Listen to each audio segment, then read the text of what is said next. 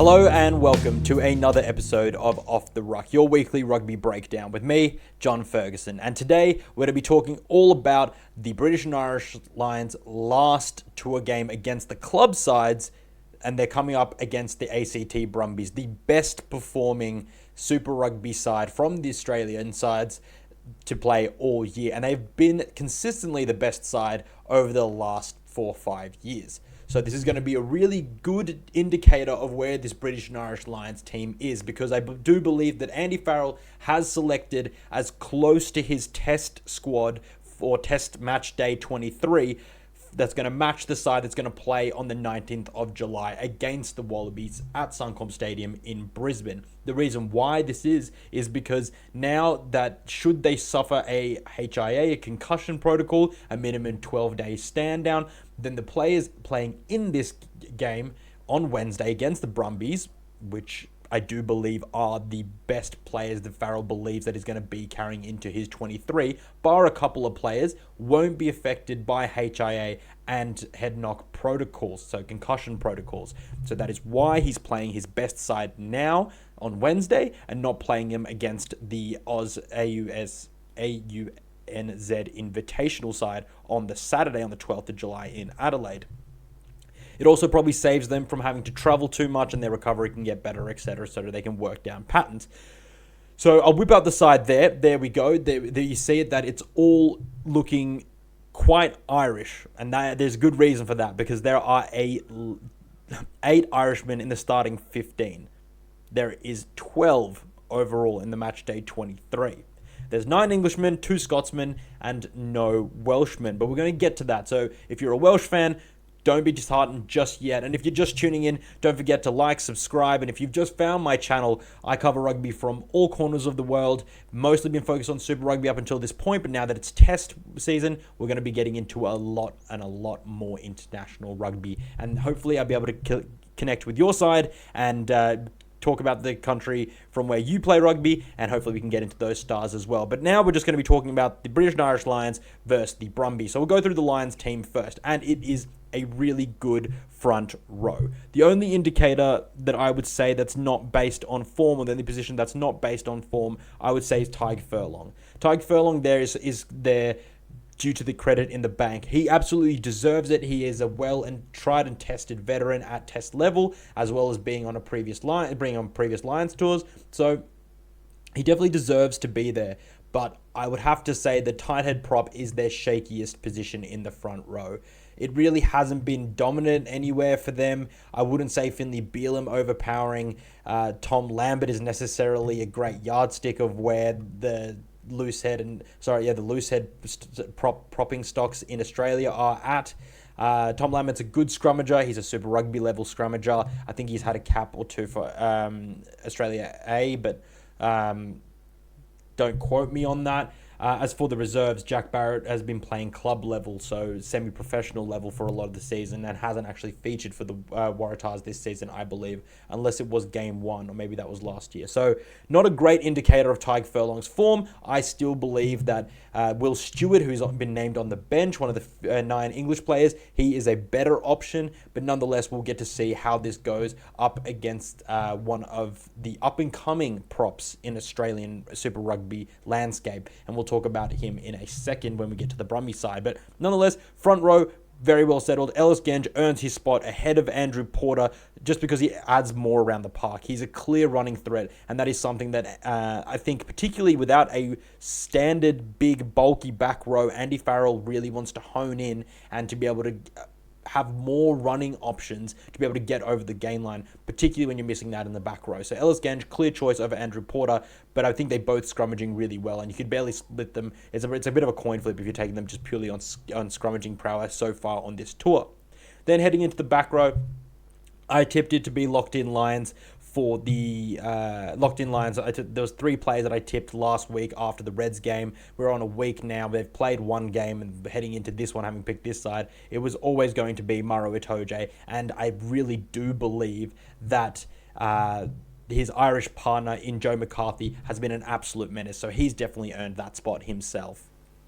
Joe McCarthy is clearly one of those brawlers that Andy Farrell really wants in his side and really expects of his second rowers. Maro Itoje, a very shrewd operator at the maul, and particularly at ruck time, really, really good for a tall man, being able to get down into the trenches and really be able to disrupt opposition ball. And that's really going to have to be something the Brumbies are going to have to watch out for, because I think this combo, this shield and sword combo of McCarthy and Itoje, really, really strong. So I really like the look of that.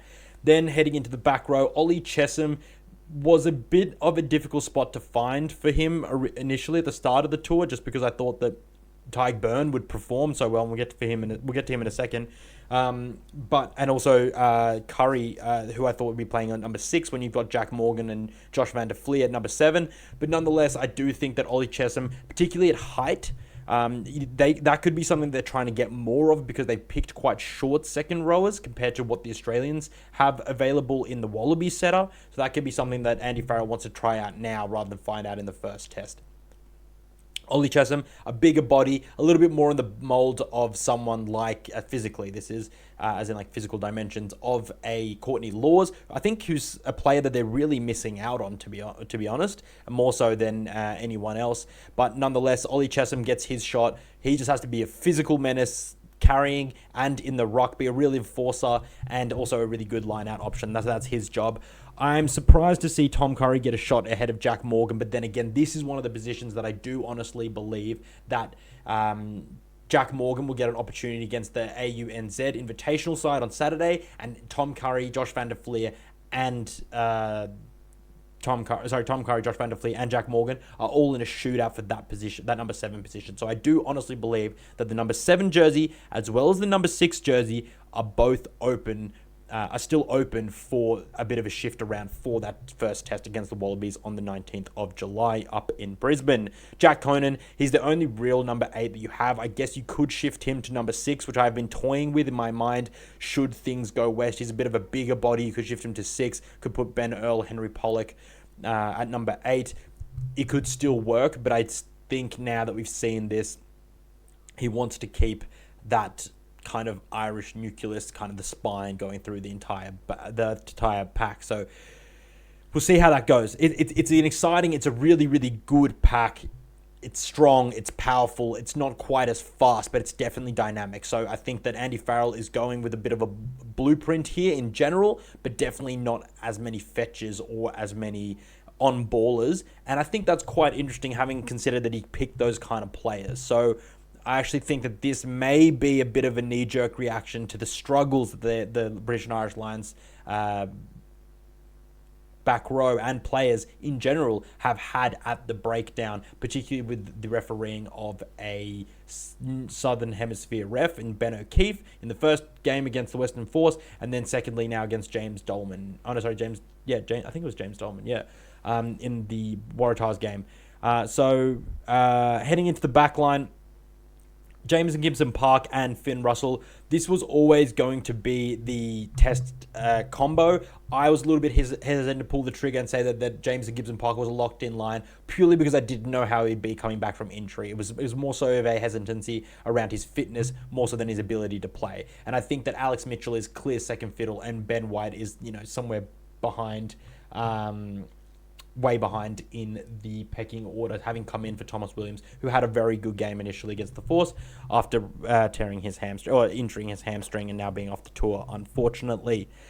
You're looking at a centre combination from the Irish. Now, they tried the Scottish centre pairing of Tuipulotu and Jones in the Waratahs game. They played well. Now Andy Farrell is going back to his tried and tested Irish combination. I do honestly believe that centres is another situation which may be very fluid and is still open to first choice, provided that preferences at first choice. Should there be no injuries or no concussions to any of the players in the next 2 games, then there is very much speculation, and there is room for, I think, a Bundy Archie and Hugh Jones combination. I don't necessarily think, particularly having Finn Russell at 10, necessitates having a double team combo, but I think Sione Tuipulotu is the centre still, after a decent showing against the Waratahs, the lowest rung centre, unfortunately, as much as I like the player and I really think that he's such a dynamic, good ball runner, but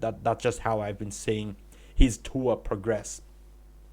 So that remains open. Carrie Ringrose probably needs to do a little bit more in offense to be able to offset those kind of traits that Hugh Jones has. So he'll get his shot against the AUNZ. I'm absolutely sure of that. Then heading into the wings, James Lowe and Tommy Freeman, they have been the forms wingers. I think Mac Hansen is the only one that's really been biting at the heels. I haven't been really convinced by Duhan van der Merwe, not really convinced by Blair Kinghorn on wing of the week against the Waratahs either, and obviously that there's been a few injuries and a bit of a shake around in the squad makeup. So Freeman, Lowe, both strong, both powerful, both tall, extremely good aerially, so that makes a lot of sense, particularly when you have someone as good at putting a ball on a dime like Finn Russell at 10. Heading back into fullback, Blair Kinghorn, probably the luckiest player in the second luckiest player in the 15 after having a pretty average game for the Lions against the Waratahs on Saturday night. He conceded 6 turnovers, didn't feel particularly like he injected himself overly well. He gets a shot at fullback. He's probably really benefited from Hugo Keenan having also quite a poor performance against the Waratahs, and likewise the leaving of the squad from Elliot Daly having injured his arm, so meaning he couldn't carry on, which is really unfortunate because Daly was in some absolute vintage form from a veteran player, and it's really sad that we had to see him leave. Kind of thankful though, to be honest, as an Australian supporter, because he was absolutely class, and his left boot along with James Lowe gave them so many exit options and deadly accurate exit options at that. So Blair Kinghorn will be looking to make an impact, that's for sure. Let's just see how he goes with that. I think that as long as he has a solid game, then he should be fine. Heading into the reserves, you've got Ronan Kelleher and Andrew Porter. Ronan Kelleher and Luke Cowan-Dickey, you could probably toss a coin between those two, but I think, again, Andy Farrell, the coach, is going back to an Irish contingent that he trusts, an Irish core, so it could be the Irish Lions. So bit of a play on words there, not meaning anything facetious. I just think that this is what's happened, and I think Warren Gatlin is also someone that's extremely. He was a bit more upfront about that when in the 2013 tour because he just picked a Welsh core. Then Andrew Porter, like I said, between him and Ellis Genge, a bit of a coin flip about who would actually start, but I think Ellis Genge still offers more around the park. Will Stewart, unlucky not to start, to be honest. I know it's not a test match, so it doesn't actually matter, but I think that this speaks to where Farrell's mind is at. He wants Furlong to perform, and I think that this game will be a better indicator of where Furlong's form is, particularly at scrum time, than the Waratahs game was, because as I said, the opposition were nowhere near any sort of test level. No slide on those players at all. Josh Van der Fleer and Henry Pollock, definitely a more mobile and active second row. Back row replacements options. No clear second row option replacement. That probably means that Ollie Chessum will move into the second row. And it will actually guarantee that happens. I can't see Josh Van der Fleer or Henry Pollock heading in there. And I'm really liking the look of this because Henry Pollock looks set and poised to play test rugby for the Lions, and he looks like he's going to be that player because, one, he's been so impressive in his performances that he's come on. He has really lifted energy when he's been in and around the ball, and he's absolutely made an impact. All those things can't be forgotten just based on anything else. He doesn't really have much credit in the bank because he hasn't played for very long, but this is purely on his talent, and I think he's really showing up this tour. Josh Van der Fleer, like I said, it's a three-way shootout for the number 7 jersey between Jack Morgan, Josh Van der Fleer, and Tom Curry, and I think this will be Josh Van der Fleer's opportunity to prove himself. Alex Mitchell and Marcus Smith. Marcus Smith clearly had a better performance coming on to the field against the Waratahs than Finn Smith had. He really struggled to take the game by the scruff of the neck, and I think he's paying the price for that. Although in this kind of setup, I think you could still take Finn Smith, but it's down to form. You could, because you can have other covers at number 10 with Blair Kinghorn, should you really need to, but I do believe that Marcus Smith is in better form than Finn Smith, unfortunately for Finn.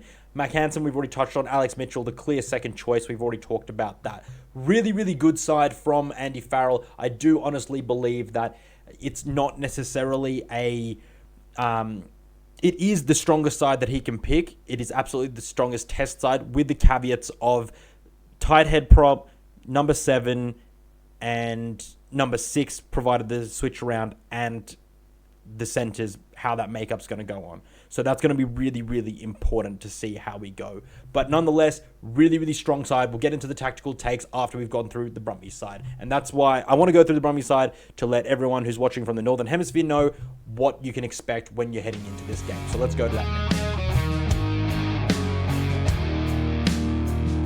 So for those of you that are watching from the Northern Hemisphere, the ACT Brumbies is by far and away the best Super Rugby Pacific side from the Australian sides, and they've proven it year upon year after year after year in the last 5 years at least. So it's been really, really good. They've got a great academy system, and they have a really good way to bring through talent. They don't recruit a whole lot of talent from overseas or other clubs. They do keep it very in-house. So they have that control and that pathway through for their systems. So the Brumbies are the most cohesive and system-based side that the British and Irish Lions will play. And if you're Australian or New Zealand watching this, then you know that they are missing a lot of their Wallaby stars, but nonetheless, some of them have come back, and we'll go through them now when we go through the team. But Stephen Larkham, the coach here, who is a former Wallaby great, one of the greats of rugby of all time, Stephen Larkham, the fly half, they're in his home state, coaching in front of his own home crowd. He also has a point to prove in this game, because he'll want to prove to the wider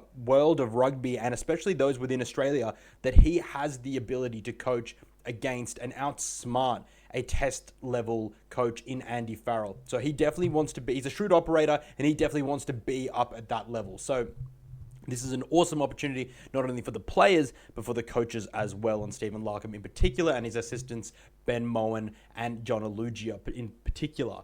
So then we're going, Lockie McCaffrey as well, actually, not to mention him. In the front row, we'll go through Yelly, Lonergan, and Van Neck. That is a good front row. Yelly is the young up-and-coming prop that I spoke about at the start of the video when we're talking about the Lions.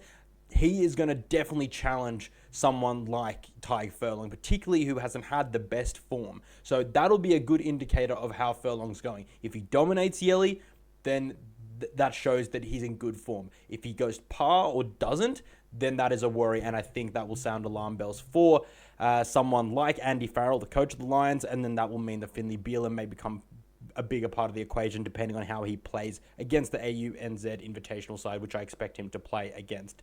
Lonergan, former Wallaby, unlucky not to be selected this time around, but the hooking stocks have been so deep in Australia for the last 2 years. So that has been, particularly this year actually, so that is just kind of where the situation is at for Lonergan. Van Neck, in and around Australia A selection, not necessarily up to Wallaby standards just yet. We do have a bit of an issue with our depth at tight head prop. Heading into the back row, it's a young and old combination here. Lockie Shaw, the youngster, very tough, still a little bit undersized, but definitely going to bring a lot of work rate and a little bit of aggro to the game, alongside veteran Caden Neville, who played the Lions back in 2013 with the Melbourne Rebels, and he had a really famous line-out steal in that game, I believe. So he reminisces about that. You can check out the story on the Brumbies socials. But Caden Neville, someone who's just a workhorse, just a classic old-style lock, works hard, low gear, goes all day. Definitely not the impact kind of player that Nick Frost or Tom Hooper is, but nonetheless, it's still a good worker. Then looking at the back row, this back row will really challenge the Lions squad, and I expect them to do similar to what the Waratahs back row did. They will work all day. They're tough and confrontational. Tualima is their big ball carrier. Rory Scott is their strong on-baller and particularly strong in defense. And Tom Hooper has just been coming off the back fence all season for the Brumbies, as we saw also against the, he's doing a 4 or 5 day turnaround from having played for the Wallabies against Fiji. So he's going to be under no illusions about what this physical context is going to take coming off the game of that against the Fijians. So really good back row. I expect them to cause a lot of headaches for the British and Irish Lions. Heading into the halves pairing, Ryan Lonergan here has the most to gain from a strong performance here. He is definitely the fourth favourite, having been in the wider Wallabies fourth favourite scrum half. Let me finish that sentence. The fourth favourite scrum half at Wallabies level, behind Gordon, McDermott and White. but he's been in the wider Wallabies training squad. He's now come back alongside Tom Hooper and Linton Ieli, the number 1, and of course Corey Toole on the wing, which we'll get back to in a second. But yeah, so good halves pairing. Lot to play for here in Lonergan. If he can show that he's pass kicking and option taking, as well as implementing his continually growing running game, this could be a really, really awesome sweet spot for Ryan Lonergan heading into what is expected to be his first test season. He has never played a test. He's captained Australia A, but this will be the year that he plays his first test. It just depends about when he hits that marker. Then not really young Meredith, 25-year-old Meredith, really, really, really classic Brumby player. Has bided his time. Stephen Larkham has taken the time to bring him up to this level, and this year we truly saw Declan Meredith take off in Super Rugby Pacific level, so I expect him to have a strong game, and he has a sneaky turn of pace, so I expect him to run should he get some space to do so. In the centres, David Filiuai, also part of the wider Wallabies training squad throughout this period. Really, really strong centre coming up from the Melbourne Rebels last year. He is a man that takes you over the gain line and is definitely a bit of a brawler, known as the Romanian Sledgehammer. Then Ollie Sapsford, because he did play some club rugby in Romania, funny enough. Ollie Sapsford, Hawke's Bay man from New Zealand originally, now Australia eligible. He is just a really good all-round centre, and he can also play wing, so good utility player. But what he does have is a sneaky ability to get over the gain line, and that is something they're going to have to watch, because if he finds a seam in and around Gary Ringrose, I do think that he'll actually be able to break the line and be able to give it to some of these fast operators outside of him. Henry O'Donnell and Corey Toole are your wingers. Henry O'Donnell is playing his final game in a Brumbies jersey. He's being farewelled by the club at the end of the season, although I don't think he will stick around for the Super Rugby AU competition, which is happening in October or November from memory, or maybe it's September, later in the year at least. Then Corey Toole, obviously coming back down from the Wallaby squad. He needs to prove here that he can not only contain, but dominate and run around these bigger, bulkier Lions wingers in James Lowe and Tommy Freeman that Andy Farrell has selected. So a lot on the line here for Corey Toole. I think the three players that need to prove the most here are Corey Toole, Ryan Lonergan, and if you're looking at with a bit of a skeptical lens here, you could be looking at Tom Hooper, but I do actually think that he's actually done enough to prove himself that he's ready for the Lions test. So maybe it's just those two, Ryan Lonergan and Corey Toole. At fullback, Andy Meward, absolute stalwart and a veteran for the Brumbies. He's really a huge part of the beating heart of the Brumbies, and he is a great man in of himself. He's also playing in the Pacifica / First Nations team, invitational team. He is of First Nations heritage, so he has Aboriginal and Indigenous heritage. So that is an awesome honour for him. That's going to be playing that game. On the bench, Liam Beaumont, Cameron Orr, and Fayawea Fatuika. They are a solid yet not great scrummaging reserve bench stock. I do think that here, this will be a really big test. Fayawea Fatuika is a big, big man, plays for the Tongan national side. I do honestly believe that should Andrew Porter come on and be able to do a number of Fatuika, then that is some danger signs for the Australians in scrummaging sides, because it's one of the strongest tight head props that the Australians have been able to put out against the Lions. So we'll remain to see how that goes in the scrum battle. Should be good. Nonetheless, they're the sides. I think tactically, the Lions have picked a side that are going to be more direct. They're not as fluid. They're not as rapid across the ground. This is definitely more of a set piece to set piece, running your pods, being able to get over the gain line, reset. They will still keep the popping game. This is not going to change the fundamental DNA or that part of their DNA that they have. But nonetheless, I do honestly believe that the Lions will be a little bit more conservative with how they structure their gameplay, and they will be kicking a lot more. And that's something that Andy Muirhead, Corey Toole, and Henry O'Donnell are going to have to be really awake to, as well as Ryan Lonergan. He's the one, he likes to shoot out of the line in defense and put a lot of pressure on them, on kickers, brother. So look for that to be part of their game plan. But the Brumbies are definitely going to have to be on if they want to be competitive in this game. I think likewise, the Lions are going to look to really take it to them in set piece, and that means scrum and maul time. But I think maul, actually, this could be a dangerous dangerous, really dangerous weapon for the Brumbies more so than the Lions, because although they've picked a bigger pack size, they don't have necessarily the cohesion that the Brumbies do. So I do honestly believe that could be a danger zone for the Lions and a weapon for the Brumbies. Heading into the defensive patterns of both sides. Both sides have very aggressive defensive patterns, rather. So it's going to be really interesting to see whose handling is better on the night. Obviously, it's going to be down in Canberra. It's going to be cold. And so I can imagine there's a bit of dew and a little bit of frost, even perhaps, just depending on how cold it gets. It can get down to, -1 degree, 0 degrees, 2, 3 degrees. The Northern Hemisphere will be boys will be able to, they're used to playing in that. But I'm just saying that is a climate impact on how the game could and may play out, even if it's not a rainy night. So defensively, the Brumbies going to look to rush. They've been rushing all year. This is going to put pressure on the skills of the Lions and their combinations and cohesion, and we saw how that went against the Waratahs. They're not quite as aggressive as the Waratahs, but it's more about how well they work in system. So we'll see how that goes, particularly in the centres with Ollie Sapsford and David Feliwai off backline plays and scrum plays. Then for the Lions, it's going to be really interesting to see how they deal with the Brumbies' ability to attack in multi-layered attack, because they are the best at it by far. The Western Force are probably the second best side at doing it cleanly and repetitively, but the Brumbies have taken that to another level. And I honestly believe that should the Lions shoot, they will find themselves in hot water really quick, because the Brumbies know how to get on the outside of defenses. They've been doing it all year, and they've done it against some of the best New Zealand sides as well. So keep your eye out for that. As far as where I think this game is going to be won and lost, breakdown is going to be crucial, and I see that actually being such an even battle that I won't be able to split that.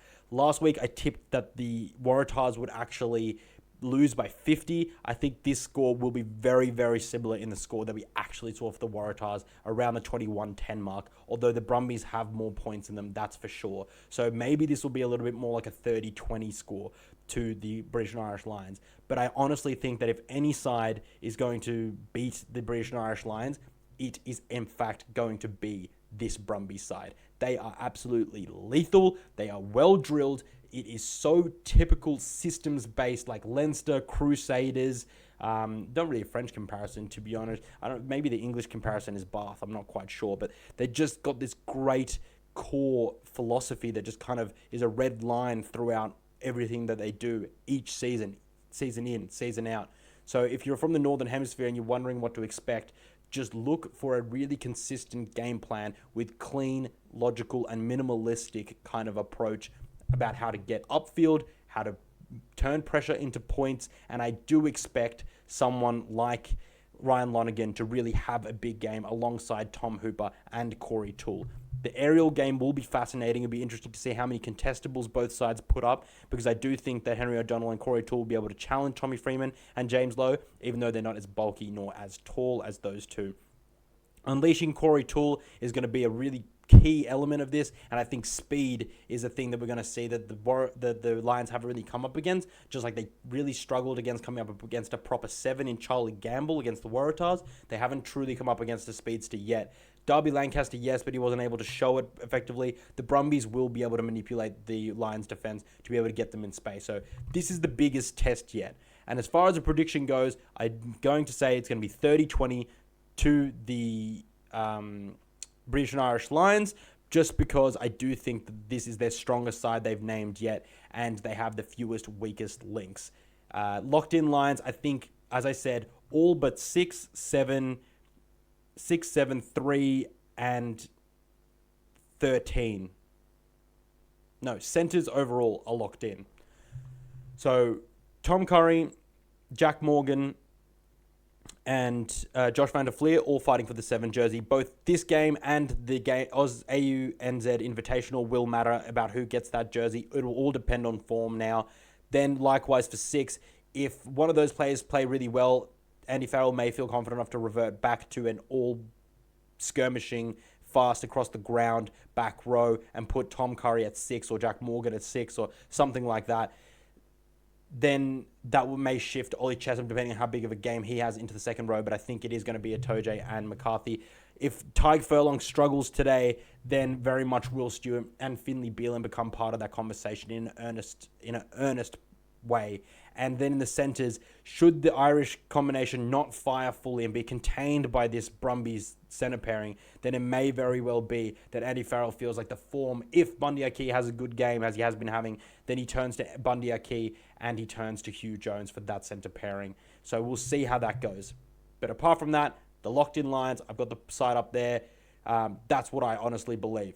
Let me know what you think in the comments below. Thank you so much for watching till now. Don't forget to like and subscribe. It really helps me to grow the channel, to bring more rugby content to rugby lovers like you. So until then, enjoy the game. Share this preview with your friends and family and all the people that you know that love rugby. And then we'll hear about it more on the channel in the same spot after the game on Wednesday night Australian time, Wednesday morning local time in the UK/Ireland. So until then, enjoy your rugby.